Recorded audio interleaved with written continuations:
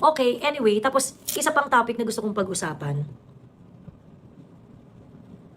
Yung arrest ni Kuyang Jun Abines. Yung arrest ni Kuyang Jun Abines. Nagkaroon ng rally sa Cebu. Pagkatapos, inaresto si Kuyang Jun Abines. Parang violation yata nung uh, uh, yung, yun yung law about peaceful assembly ganyan.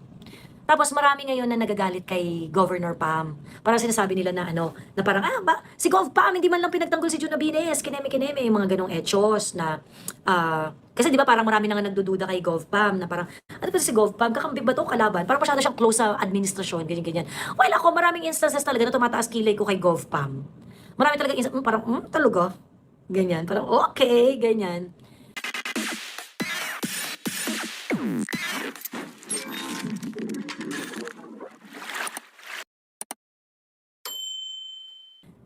Pero, I don't think may role si GovPam sa pagpapahuli kay Kuyang Jun Abines or even na dapat nagsalita si GovPam or nagpinagtanggol niya si Kuyang Jun tungkol doon sa pagka-aresto sa kanya. Parang hindi naman yun, hindi niya rin kasi call yun Like for example, sino ba nag-uutos sa Sino ba nag-uutos sa mga pulis?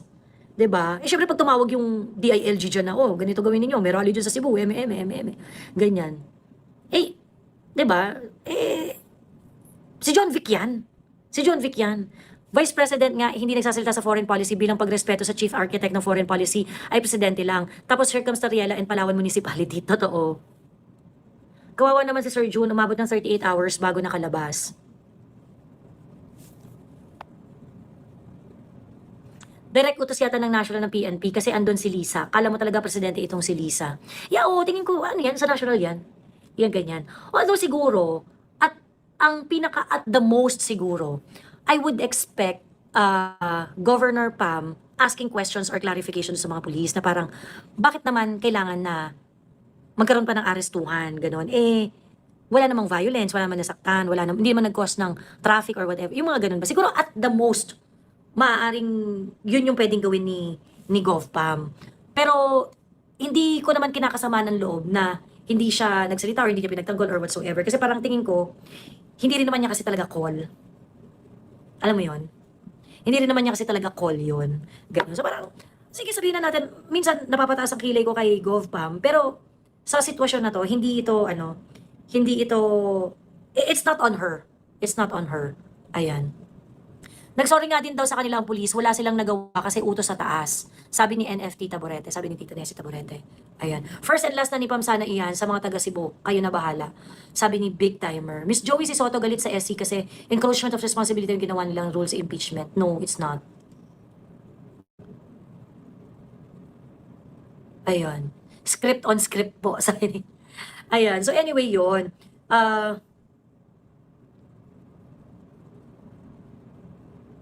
Totoo, first and last ni GovPam, sabi ni, well, ultimately, talagang mga taga Cebuano magde-decide niyan. Ayun, kasi parang marami ng marami na parang tumataas yung kilay sa kanya di ba? And ako, aminado naman ako, minsan parang tumataas din yung kilay ko kay GovPam. Pero ito siguro sa pag-aresto kay Kuyang Jun, I don't think this is on her.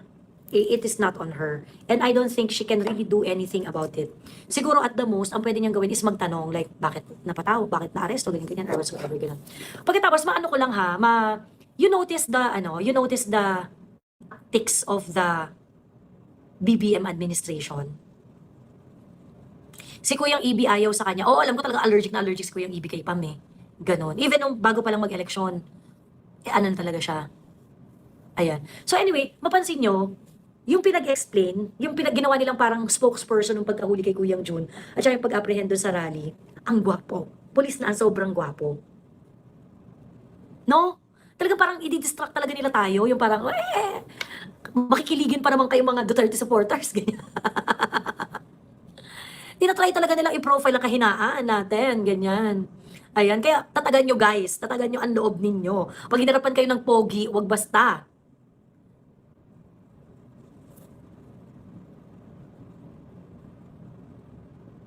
Napanood ko yung interview kay Kong Defensor kanina. Sa pagkakaintindi ko, iba yung mga hinuli, pero biglang nagsabi yung pulis, si Jun Abinas na lang daw para di na-arestuhin yung iba. Okay.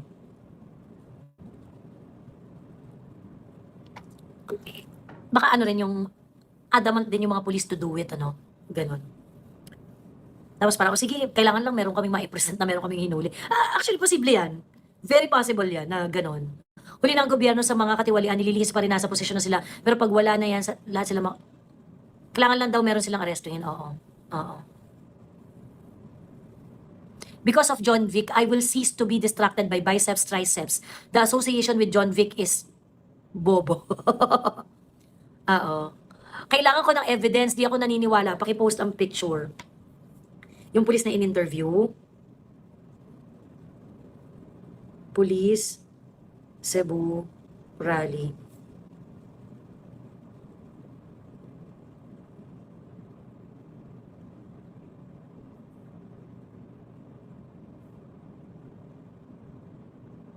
Hanapin ko ha. Asa na nga yun?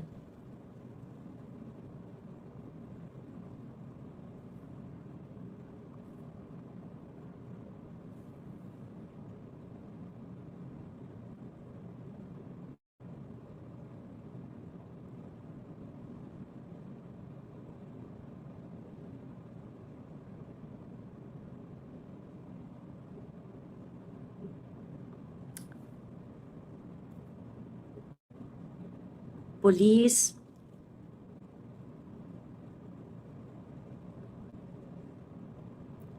Cebu Rally, arrest. Ito, George Ilanan. Ay, hindi ito, hindi ito. Teka, sorry.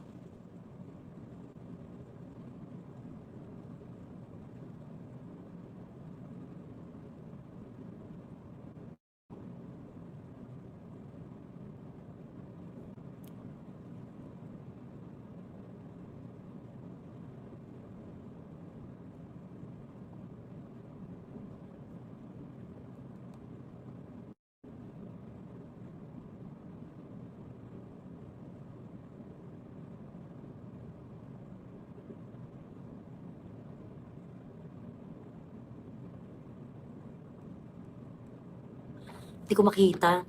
Teka, nakaipaw kasi. Si Pao yung nagpakita sa akin. Sabi niya, ate, tingnan mo yung pulis, oh, yung, nandun siya yung nag-explain sa mga ralista. Yung pulis na yun, yung nag-explain sa mga ralista. Nasa live yun ni John. Oo, nasa live ni John Abines. Totoo. Tingnan mo.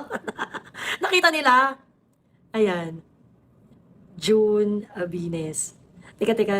Doon na lang ako doon sa live ni Kuyang June.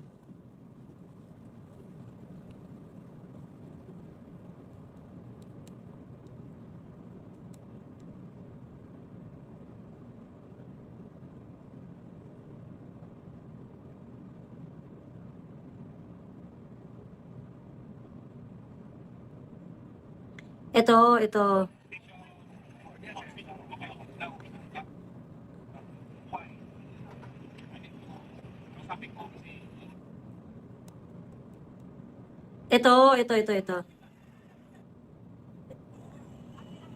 Potragis kayo, talagang hala patawad guys na hold up on live.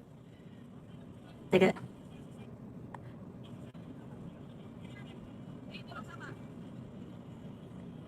Ay. Ayun!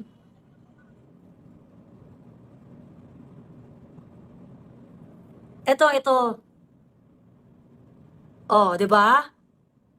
Ayan, siya yung nakikipag-usap. Meron pa siyang angulo na mas gwapo siya eh. Ayan. Tigilan mo pag-search nak. Sabi ng tatag lang tapos ikaw yung kinikilig din. Ayun nga. Mali talaga yung ginawa nila kay Kuyang John Abines. Maling-mali talaga tay. Maling-mali. Ano latest, Joey? Nasa Manila yata ngayon si Baste. Kasama sila Kiko. Oo nga eh. Sana, alam mo, power talaga kung nandun si Leviste eh. Sobrang power. Ayun. ID ko type singkit. Ako gusto ko yung mga ganyan, yung mga singkit-singkitin. Ganon. Baka yan lagi kausap ni John Vic dyan sa Cebu Policeman, kaya siya yung nanguli. True. Ayun na nga. Kailan po yung one-time rally panawagan ni Manong Chavit? I have no idea. Ayan. Nakauwi ka ba? No, nandito po ako, na-stranded po ako sa Cebu. Nandito po ako sa Cebu. Papunta po ako ng Bacolod, hindi nag-landing yung eroplano namin sa Bacolod. So, inuwi ako sa Cebu. Galing kami Davao. Kasi di ba nasa Tagum kami kaninang umaga. Kahapon ng umaga. Nasa Tagum kami. At 12, nagpunta kami ng airport. tama, from Tagum. Umalis na kami ng Tagum. So, nakarating kami ng airport ng mga bandang 2. Pagdating ng 2 p.m., ano, ang tawag dito? Pagdating ng 2 p.m., from Davao, pumunta kami sa Cebu. Kasi yung flight ko, Davao, Cebu, Cebu, Bacolod. Ganon. Kasi yun yung mura. However, nung nasa Cebu, yung Cebu namin to Bacolod na flight, yung Cebu to Bacolod na flight, umuwi ng Cebu kasi hindi makalapag sa Bacolod dahil sa lakas ng ulan. Ayun. Wala na oras papuntang Simala. Wala na. If ano namin, nirebook yung flight namin. So yung flight namin is mamayang alas 5. So ayan. Dapat natutulog na nga ako eh. Pero hindi ako makatulog. So nag-live na ako. Shoutout sa mga nag-motorcade kanina sa EDSA asking for BBM to resign. Correct ko, very very nice yun ha. Ganda. Ganda nung rally nila. Ayan. Balik Cebu ka pala. Naku, ano lang po, layover lang. Ganon. Layover lang. Ayan. Okay. Anyway, last na topic na pag-uusapan natin is the decision of the Supreme Court. Kasi 'di ba, nag-decision na yung Supreme Court. Take note guys ha, na yung decision ng Supreme Court is actually in reaction to the motion for reconsideration noong mga hindi nag-agree sa naunang desisyon ng Supreme Court. Okay? 'Di ba, nauna nang nagkaroon ng desisyon ng Supreme Court doon sa impeachment ni Inday Sara. So sabi ng Supreme Court na no, hindi nyo, yung 1-year bar rule sa impeachment ni Inday, hindi nyo nasunod. Kasi, hindi nyo binigyan ng due course. Yung 3 impeachment, yung 4th impeachment complete, yun lang yung yun lang yung binigyan yung daan.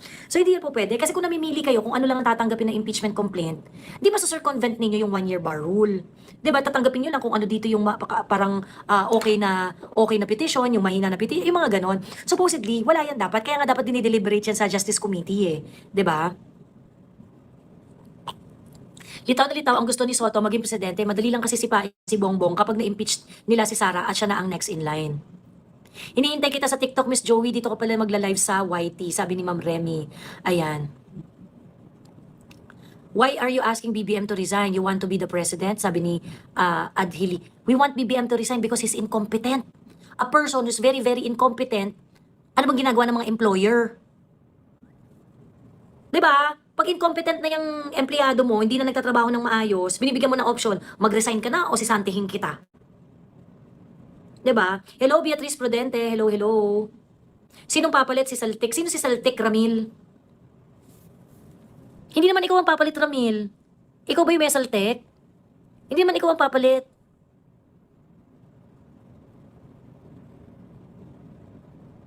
Anong he is not an employer? Tayo nga yung employer, employee siya. Ano ba ginagawa mo kapag meron kang employee na hindi na nag-aano? BBM is not an ordinary employee. It doesn't matter. Diyos ko po. Ito naman parang feeling ko si Lian Designs rin. Si Linya Designs to eh. Linya Designs, nagpalit ka lang ng account ano. Ay, masyadong bobo. Competent si Sara, tingin nyo lang, ang Davao walang utang at NPA free. Uy, ang daming bago dito. Miss Joey, ayaw kong mamatay si BBM. Kahit comatose lang pwede na. Actually, okay na rin ako doon. Kahit comatose lang. Ganon. Okay. So anyway, di balik tayo doon. So yun na yung sinabi ng Supreme Court na hindi niyo po pwedeng i-circumvent yung mga konsepto ng 1-year bar rule, yung ng proseso sa impeachment, kailangan niyo sundin. So ang ginawa ng Supreme Court para malinaw at para masigurado na hindi niyo ma-violate yung 1-year bar rule, sundin niyo itong mga following steps na ito. Okay? So nagbigay sila ng dapat ganito ang pag-file, ganito yung hindi niyo po pwedeng dapat ma-breach ito para wala kayong ma-violate na constitutional provision pagdating sa pagproseso ng impeachment and things like that. Okay? Ganon. Okay, does it prohibit future impeachment complaint? No, hindi po.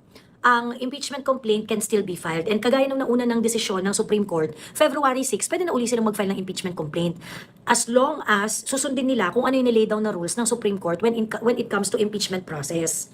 Ayan. So, yung mga nagsasabi na parang, okay, sige. Actually, sa totoo lang, masama loob ko eh. Meron akong konting sama ng loob eh, na parang, bakit ang tagal finalize ng Supreme Court tong desisyon na to? Kasi it does very little eh. Tapos parang yung duda tungkol sa desisyon ng Supreme Court, ang tagal pinag-usapan. Pagkatapos February 6, pwede naman na uling mag-file ng impeachment kay Inday Sara. Alam mo yun? So parang, okay, nagpapasalamat ako, finally, nag-decision pa rin kayo, at least, di ba? Pero, parang sana dati pa nila kinlaro yan.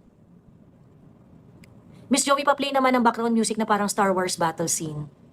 Alam niyo yung pamahiin kapag nananaginip ka daw, may masamang mangyari sa ibang tao, hindi ko susundin yung pamahina yun ngayon. Ayan. So yun, so yung ano, ay, sa totoo lang, nagpapasalamat ako dun sa ano, desisyon ng Supreme Court na finalize nila finally. Okay, okay yun, okay. Pero I actually ano no, parang sige, thank you, pero it does very little sa totoo lang. Well, at least for one, hindi na magiging ganun kadali yung pag-file ng pagpapa-impeach nila kay Inday Sara. Ganon. Pero yun nga kasi parang ginawa niyo pang ano, in limbo yung sitwasyon for almost a year. Pagkatapos, ay, pagdating sa February 6, pa-filean pa rin naman ang impeachment si Inday eh. Hindi naman napigil yun. Miss Joey, ano masasabi mo about dun sa case laban kay Jack Argota? O talaga kinasuhan si ano? Si Sir Jack? Miss Joey, uwi ako ng March, sana ma-meet kita. Sabi ni Peyton. Sabi ni Atty. Torion, mas maganda nga daw po Miss Joey pag after February na naglabas ng desisyon ng SC, magagamit daw sana ng argumento yon. Kung dinelay, sana dinelay na lang ng bonggang-bongga. Dinelay na lang ng bonggang-bongga. Pero yung parang, naglabas sila ng desisyon tapos after 1 week, pwede rin naman nang mafailan ng impeachment si Inday. 'Di ba? Ipapatawag daw yata si Jack. Hindi ko pa alam yan. I-check ko. Shout out, Miss Joey, successful ang Panabo ang tagom na tayo kami naman. Oo. Oo. Congratulations sa lahat ng mga volunteers. Maraming salamat. Ayan. At ano, no, ngayong gabi, hindi ko muna pag-usapan yung tay kami naman. Kasi nga, next week, itong mga susunod na mga araw, wala akong ibang topic kundi panay tay kami naman. But shout out sa Tagum at sa Panabo. Mabuhay kayong lahat dyan. Thank you very much sa inyong mga sakripisyo, sa inyong mga ginagawa, yung mga volunteers, wagas kayo. Thank you, thank you, thank you. Ayan. Okay? So anyway, yun lang. At matutulog na ako kasi alauna na. Kailangan ko rin gumising ng maaga. And Joey, salamat sa pagpunta sa Panabo. Sabi ni Barbatos Ibo. Ayan. Sure po, sure po. Desi could really use some sense of urgency. In Bisaya, sobra silang langay-langay. Oo. Sa totoo lang. Miss Joey, pa-shoutout naman kami. Team Replay, Team Live, walang skip ads. Palo Family in Oman. Hello po, Palo Family, shoutout po sa inyo. Ayan. When nga uli ang pagpapadala, Miss Joey? Yung pagpapadala dun sa address ng Davao City address, ang deadline kasi niyan January 31, okay? Ngayon, kapag ka magpapadala po kayo ngayon, i-message niyo po muna kami. Kasi, we have to make arrangements na. Ganon. Para sigurado na marireceive namin yung ipapadala nyo, since tapos na yung January 31, di ba? I-message nyo kami para makagawa tayo ng arrangement kasi mas preferred na namin na i-hand over nyo personally yung mga signature sheets. Ayan. Joey, naligo ka na ba? Sabi ni Rekim Hack Villarente. Bakit naman kailangan mong malaman kung naligo na? Nagbabati ka ba? At ako ang pinagbabatihan mo? At kailangan mong malaman kung naligo ako o hindi? Ang pervert mo naman, Rekim. Obsessed ba kayo sa akin? Ba't kailangan nyo malaman kung naligo ako o hindi? Tungkol sa Epstein Files, ang pinanood kong video yesterday and today. Barbatos, Miss Joey, ano oras live mo? Ayan. Well, hindi ko alam kung ano, itatry kong mag-live ng gabi regularly. I'll try to do that in the coming days. Sana maganda ang internet. May kwentong barangay ka ba, Miss Joey, regarding BBM Health? Basta ano na lang, hindi naman matatago kung mamamatay, mamamatay di ba? Hindi mo matatago yan. Kapapadala ko lang nung akin kahapon, 7 to 10 days pa lang LBC, ayan. So yun nga, kaya nga 31 talaga yung deadline namin. So aabot naman yan kung 7 to 10 days. Ayan, hi Arasins! Hello, Rainier Yap! Watching from Riyadh. Ano kaya ang stage 4 na post ni Pambansang Dalaga? Miss Joey, gusto kong magpirma but I was barred from doing anything political sa workplace. May isa akong ka-work, mas passionate pa kaysa sa akin, tumigil sa work para lang makichika about politics. Ayun. Pwede naman pumirma kayo, pagkatapos magpapirma kayo sa mga kakilala ninyo, tapos yun yung ipadala ninyo. Pero you have to make sure na makakarating siya on or before February 15, dun sa maa-address. Kasi ngayon medyo late na eh. Ayan, kasi yung is 10 days. Ayan. Okay, anyway, so mag-goodbye na ako and magmasid and laban tayo hanggang dulo. Miss Joey Pangkape from Palo Family. Ayan. Guys, mag-JNT na lang kayo. Ang mahal ng LBC pag Manila to Davao, 200 plus pesos, sabi ni Shashi. JNT mas mura, pagkatapos, JNT mas mura, mas mabilis. Ayan. Okay? O, siya, sige, tulog na tayo. Kita-kita tayo bukas. Bye.